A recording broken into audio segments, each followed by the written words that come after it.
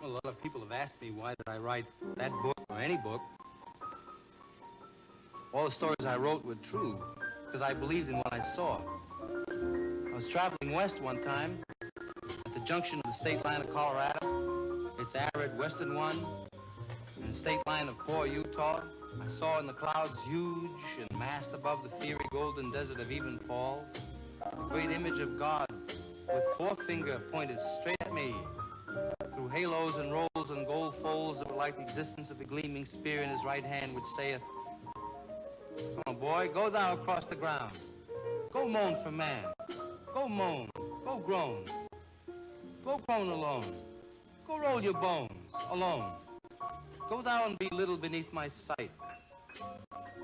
Go thou and be minute as seed in the pod. Go thou, die hence. And of this world report you well and truly." Anyway, I wrote the book because we're all gonna die. In the loneliness of my life, my father dead, my brother dead, my mother far away, my sister and my wife far away. Nothing here but my own tragic hands that once were guarded by a world of sweet attention, that now are left to guide and disappear their own way into the common dark of all our death.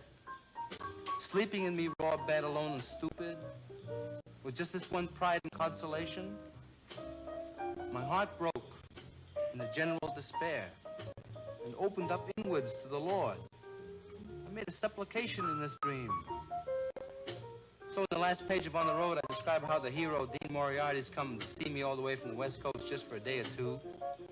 We've just been back and forth across the country several times in cars, and now our adventures are over. We're still great friends, but we have to go into later phases of our lives.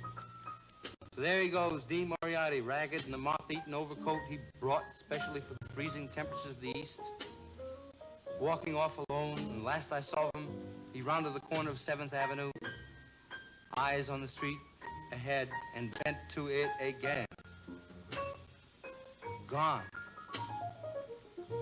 So, in America, when the sun goes down, and I sit on the old broken-down river pier watching the long, long skies over New Jersey, and sense all that raw land that rolls in one unbelievable huge bulge over to the West Coast, and all that road going, and all the people dreaming in the immensity of it. In an hour, I know by now that children must be crying in the land where they let the children cry. And tonight the stars will be out, and don't you know that God is Pooh Bear?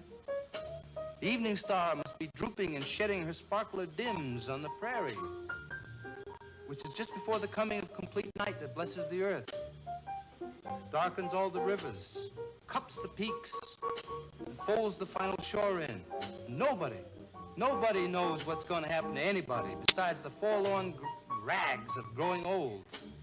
Think of Dean Moriarty, I even think of old Dean Moriarty, the father we never found.